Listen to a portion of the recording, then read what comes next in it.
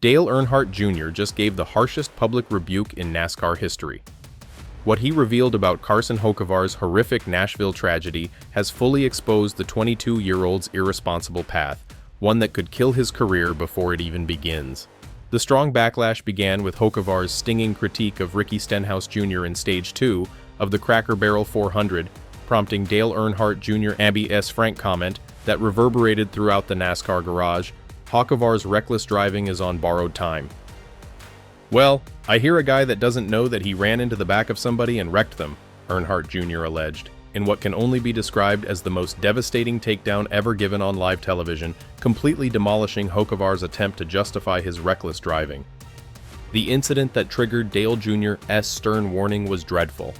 Ricky Stenhouse Jr. spun on turns 3 and 4 during lap 106.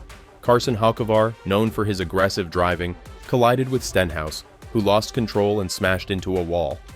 What made this incident so dangerous wasn't just the physical impact. It was Hocevar's complete lack of accountability afterward that pushed Dale Jr. over the edge, forcing him to give a public warning that might haunt the young driver for the rest of his career. Dale Earnhardt Jr.'s assessment was scathing. "Hey, I'll call it like it is. I like Hocevar a lot. Kid's awesome. Ran second tonight. I like his attitude, I like his personality, and I like his style. But yeah, I think he could have cut the 47 a break, and he chose not to do that." This was not simply criticism. This was a masterpiece of professional disappointment from NASCAR royalty, who has witnessed enough poor driving to know when someone is in trouble. The most destructive component of Dale Jr.'s warning was his projection of the consequences for Hocevar. That's his way that he wants to race. He's not very apologetic about it. A lot of people are going to love that. A lot of people are going to love how he races and how he does his job. From what I saw tonight, I think he probably could have given Ricky an opportunity there and continued to race. And he'll have to hear that side from Ricky. It will be interesting to see how that plays out. The foreboding tone of "it will be interesting to see how that plays out" portrays the authority of someone who knows exactly what happens when NASCAR drivers cross certain lines. Dale Jr.'s warning implies that Hocevar is going to enter a dangerous world that he is unprepared for. Carl Edwards piled on, offering a damning assessment of how dangerous Hocevar's worldview has become. He sat up here in the pre-race and said, "Hey, I'm just going to be aggressive, no regrets, I'm going to go, I'm going to get it." And there you see it. And I talked about it a little bit, but there's a price, and it hurts. And I've been there, and it's not fun to be on the receiving end of what's coming. Edwards' admonition is the voice of experience speaking to someone about to learn the hard lessons of NASCAR garage politics and driver retaliation. But Dale Earnhardt Jr.'s most devastating blow came when he exposed the fundamental flaw in Hocevar's approach. "I just don't like it when he wrecks the good guy. I know Stenhouse has had his issues too, but you kinda gotta pick and choose who your enemies are, and you can't just kind of blanket the garage, right?" This phrase exemplifies Hocevar's present strategic failure. Eliminating popular drivers such as Stenhouse creates not only enemies, but the wrong enemies, at the worst possible time in his career. Dale Jr.'s final warning was perhaps the most ominous of all. So I don't know that I want him to dial it off or dial it back, because it's great as a fan to see him in controversy. We need a little color, we need a little personality, and he brings tons of it. But the garage kind of will police it a little bit. To your point, nobody's really stepped to him just yet. But I think he might have messed with the wrong guy tonight. "Nobody's stepped to him just yet" is NASCAR slang for retaliation. And Dale Jr.'s warning that Hocevar may have messed with the wrong guy tonight suggests that the consequences could be immediate and severe. What makes this scenario even more explosive is that in a post-race interview with Prime Video, Hocevar showed no regret for his actions. Hocevar claimed that was just a common move with how big of a run I had, and denied any wrongdoing.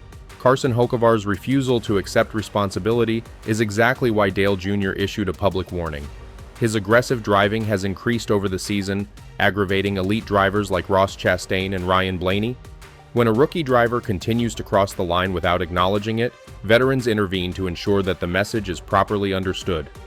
Hocevar isn't simply making weird mistakes, his careless attitude is slowly alienating the entire garage. And Dale Earnhardt Jr.'s warning signaled the beginning of serious consequences for such behavior. Dale Jr.'s advice is extra upsetting because he genuinely wants Hocevar to succeed. I like what I see out of Hocevar as a fan and a broadcaster. It is entertaining. This is not a veteran out to crush a new driver. This is NASCAR royalty, attempting to save someone from destroying himself. Carson Hocevar's reckless driving is pushing the limits, and NASCAR experts are cautioning him. Dale Jr. says, "I don't like it when he wrecks the good guy." And Carl Edwards warns that there will be a steep price to pay. Hocevar is creating enemies all over the garage because he refuses to pick his battles, and his no-regrets attitude demonstrates that he is willing to risk everything for anarchy. The fact that Hocevar finished second in the race adds to Dale Jr.'s caution. This is not about a struggling driver acting up. It is about a brilliant driver ruining his own success via excessive animosity. Carson Hocevar's harsh tactics have gotten more attention than his successive second-place finishes. Dale Earnhardt Jr. has issued a plain warning: clean up or face the consequences. It's the 22-year-old's last chance to earn respect before competitors or officials step in. Hocevar's career is still in its early stages, and if he continues to upset the garage, he might lose everything. He is at a crossroads: reform now or face the consequences, which could derail his rise. Take a peek at the man. Hocevar drives around the corner. Oh man, he had the chance to give him a break there. Hocevar drove around the turn, and there was an obvious opportunity. Carson Hocevar came close to winning his first major race, but a single maneuver changed everything. Other drivers are upset, and some suspect he will be punched. What did he do to make everyone angry?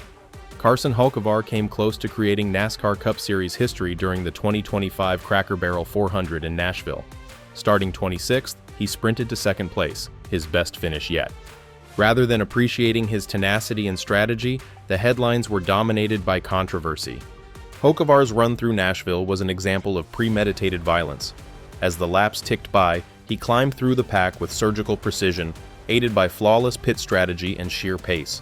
He jumped to second position, closing in on leader Ryan Blaney after pulling off a daring undercut during the final green flag pit stops. The victory was within reach, but it slipped away only 2.88 seconds later owing to lapped traffic. A near miss, but a performance worthy of applause.